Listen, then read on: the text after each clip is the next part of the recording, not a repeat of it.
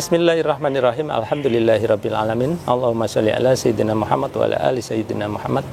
Kawan-kawan, dalam video kali ini saya ingin membawakan topik yang mungkin kalau kawan-kawan anggap remeh kali ya, karena ini adalah tentang bagaimana sih cara penggunaan cairan pembersih ini secara efektif dan efisien gitu. Nah, ini yang di tangan saya ini mungkin kawan-kawan udah pernah pakai ya. Ini adalah merek Vixal. Ada merek lain itu Porstex ya. Jadi sama saja, kedua-duanya itu adalah cairan asam ya kawan-kawan. Kalau kawan-kawan baca di sini, materialnya itu isinya ya adalah HCl. HCl dicampur dengan air ya. Jadi ini bukan HCl murni ya. Nah, HCl ini kawan-kawan merupakan asam kuat ya. Jadi ini sebetulnya material yang sangat berbahaya. Jadi kalau kena kulit itu bisa iritasi ya. Bahkan dalam kondisi yang lebih parah bisa melepuh kulit ya. Kalau kena mata bisa mengakibatkan kebutaan. Makanya Vixal ini sendiri dicampur air sehingga dia menjadi tidak terlalu kental. Tapi tetap saja akan berbahaya. Kalau kawan-kawan sampai kecipratan, kulitnya akan terasa tadinya gatal, lama-lama seperti terbakar ya. Jadi nggak heran kalau nantinya akan melepuh ya kawan-kawan. Sehingga saya sarankan kalau kecipratan ini segera cuci dengan air bersih ya, dicuci ya, jangan digaruk-garuk, digaruk nanti malah semakin masuk ya. Nah, salah satu kesalahan orang memakai Vixal ataupun Porstex ini ya kawan-kawan, kadang-kadang orang ketika menemukan noda yang membandel itu mereka memakai asam ini ya, ini HCl ini adalah asam klorida ya. Jadi mereka mencampurkan Vixal kemudian dicampur lagi dengan sabun ya, sabun seperti sabun cuci piring gitu. Nah, itu adalah kesalahan fatal kawan-kawan. Fatalnya apa? Kedua material tersebut ya, ini adalah asam, sedangkan sabun itu adalah basa. Sehingga asam kalau dicampur sama basa akan saling menetralisir. Sehingga apa? Pada akhirnya malah nggak bisa membersihkan apapun ya, malah menjadi cairan yang netral gitu. Sehingga kalau kawan-kawan memakai ini, maka pakailah ini aja gitu ya.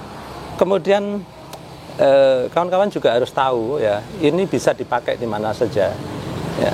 Kalau kawan-kawan ingin menggunakan ini ya, saya sarankan ini hanya bisa dipakai untuk material berupa keramik ya. Kalau kawan-kawan memakainya di material seperti yang terbuat dari bebatuan ya, yang dari bebatuan itu contohnya apa? Kayak ini marmer nggak bisa dibersihkan pakai ini. Kemudian yang terbuat dari semen ya, dari semen nggak bisa. Kalau keramik dia kan udah dilapisin dengan keramik, jadi nggak apa-apa kalau pakai ini ya. Ya, jadi semen terus pokoknya yang material-material terbuat dari bebatuan itu jangan dibersihkan pakai ini, malah merusak ya kawan-kawan. Karena apa? Sifat dari asam ini dia akan melarutkan bebatuan ya, termasuk semen. Nanti saya akan peragakan bagaimana ganasnya ini kalau ditemukan dengan semen ya, dia akan segera memakan semennya itu. Nanti saya akan memberi contoh ke kawan-kawan bagaimana membersihkan lantai yang nodanya udah membandel ya. Saya sendiri itu udah pengalaman pakai ini sejak muda lah ya kawan-kawan ya. Jadi dulu ceritanya saya pernah masuk ke sebuah asrama. Karena asrama ini udah lama nggak dihuni ya, kamar mandinya itu hitam banget, hitam lumut ya. Nah, karena saya udah pengalaman pakai ini, saya tinggal beli aja botol yang kecil. Kemudian, nah ini peralatan andalan saya dari dulu kan. Ini sabut ya.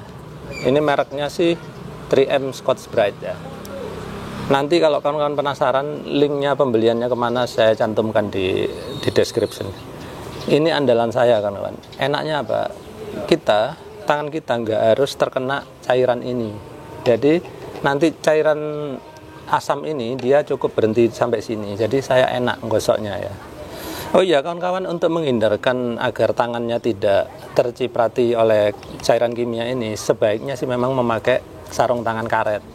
Tapi karena saya nggak punya, saya harus sangat hati-hati dan saya harus sediakan air di dekat saya sehingga begitu kecipratan segera harus dibasuh ya. Nah, kemudian untuk menjangkau tempat-tempat yang sempit itu kita perlu sikat ya kawan-kawan. Sikat yang bagus itu kayak gini kawan-kawan. Dia ada menyudut. Ya, nanti saya tunjukkan enaknya pakai ini ya. Jadi ini dua penggosok andalan saya. Terus untuk nodanya sendiri kita perlu nak pakai ini. Nanti saya akan tunjukkan caranya ya. Baiklah, di sini kawan-kawan bisa lihat ya, salah satu sudut lantai 2 rumah saya itu udah kena lumut kayak gini. Kalau kita cuman pakai ini itu susah, bakal lama gosoknya ya. Nah, akhirnya kita perlu nak pakai ini ya kawan-kawan, pakai cairan HCl.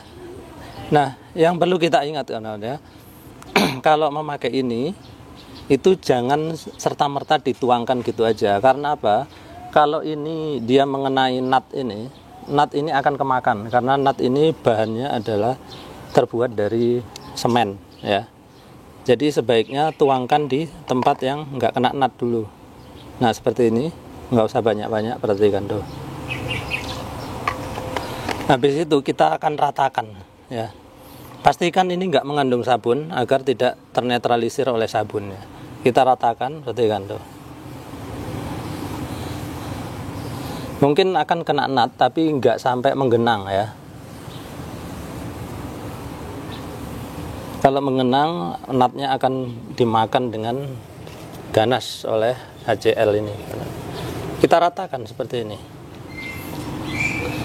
Ya, kita tunggu mungkin sekitar beberapa menit ya.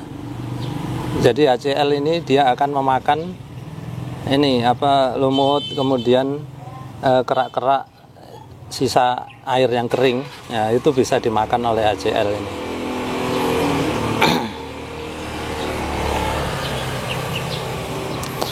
Nah perlu diingat ya kawan-kawan, nggak semua jenis kotoran itu bisa dilarutkan oleh HCl ini ya.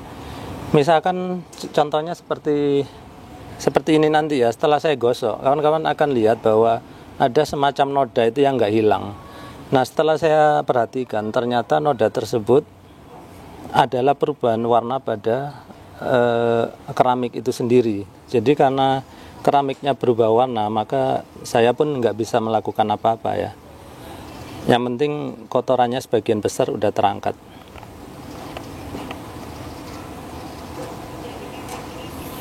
Nah ini udah agak lama ya, kita harap sudah cukup lunak.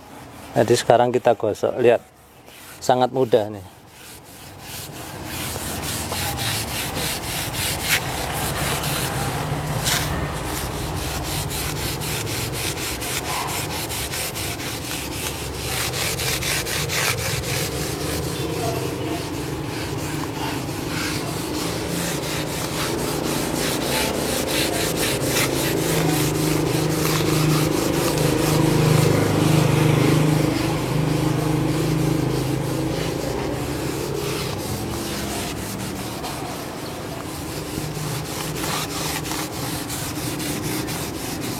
Berarti kan enak ya pakai ini ya.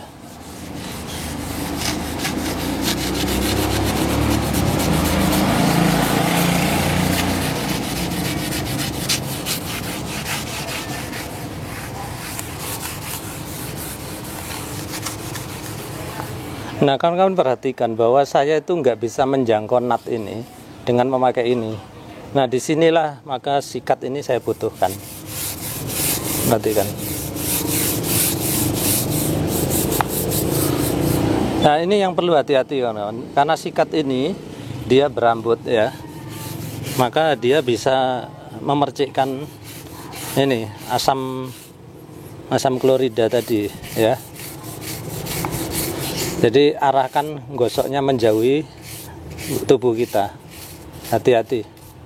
Kalaupun tetap kena ciprat, segera basuh dengan air.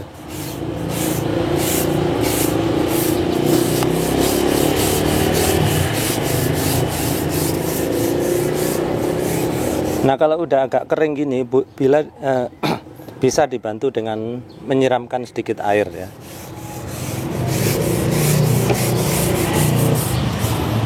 Nah kawan-kawan perhatikan bahwa ini untuk menggapai sudut-sudut itu lebih mudah, perhatikan ya.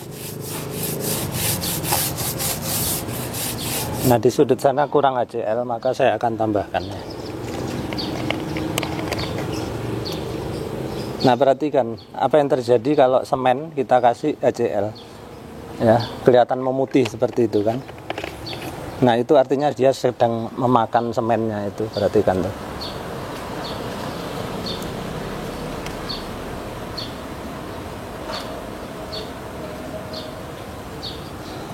Nah ini jangan dibiarkan lama-lama ya, harus segera kita gosok.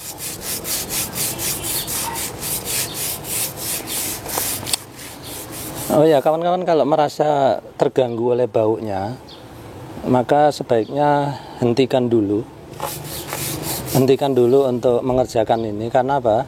Bau dari HCl ini juga berbahaya untuk paru-paru ya, jangan dihirup terus-terusan. Kalau terasa nyenggrok dalam bahasa Jawa itu ya, tinggalkan aja dulu, nanti dilanjutkan lagi. Pakai masker nggak akan menolong ya, karena dia uapnya bisa menembus masker.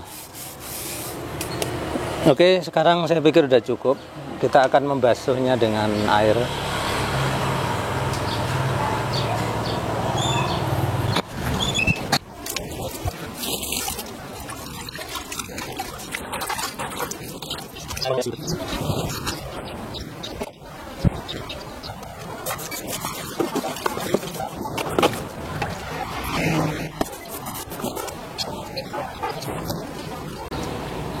Baiklah, sekarang kelihatan jelas ya kawan-kawan perbedaannya. Ini sebelum dibersihkan, ini sesudah dibersihkan. Perhatikan ya, sangat bersih. Nah, kalau kawan-kawan merasa kok ada yang masih kurang bersih gitu ya, bisa dilakukan, diulang lagi semua proses tadi ya.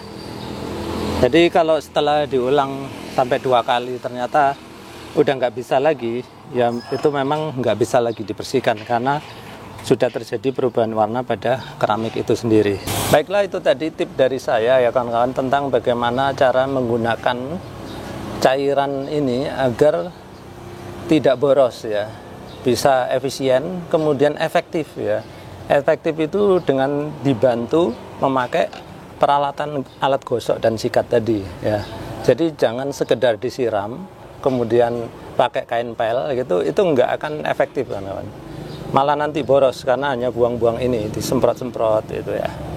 Baik, itu aja dulu kawan-kawan dari saya. Mudah-mudahan video sederhana kali ini bermanfaat. Terima kasih sudah menyaksikan.